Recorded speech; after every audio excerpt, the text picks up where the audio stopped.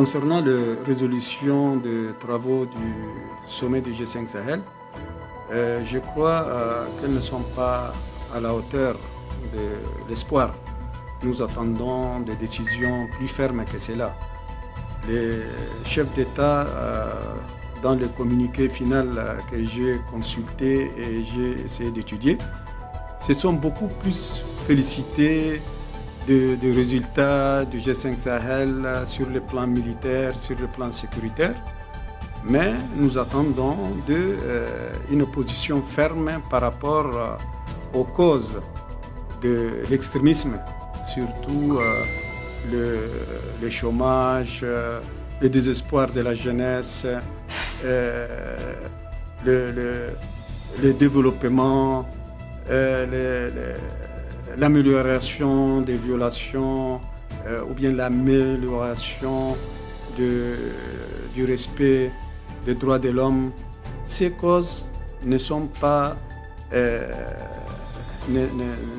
contenues dans les résolutions du sommet du G5 Sahel et c'est regrettable. En ce qui concerne la position de la France, sa position est un peu plus claire maintenant parce que par le passé, il y a une sorte de tergiversation.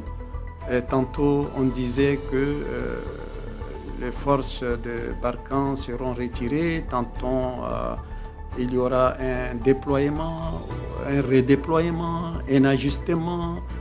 Et tantôt aussi, le président Macron disait qu'il faut des gages politiques et militaires de la part de ses partenaires membres du G5 Sahel. Mais à la conférence de presse, nous avons constaté que le président Macron a décidé de ne plus retirer à l'immédiat les forces de Barkhane.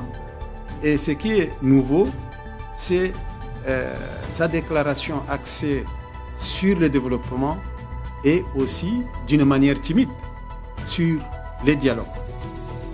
Parce que pourquoi ne pas dialoguer avec ceux qui sont modérés et ceux qui acceptent de déposer les armes?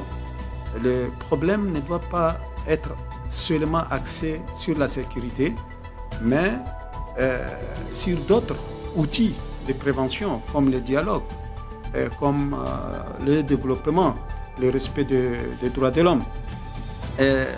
Les moyens aussi les plus pérennes d'assurer le financement des forces du G5 Sahel, c'est de la placer sous le mandat du chapitre 7 de la Charte des Nations Unies. Et ça, ce n'est pas nouveau. Depuis toujours, les chefs d'État africains, membres du G5 Sahel, ont toujours sollicité des Nations Unies de placer les forces actives sur le terrain sous le mandat, sous le chapitre 7 de la Charte des Nations Unies, ce qui n'est pas arrivé et ce qui peut-être n'arrivera pas. Voilà.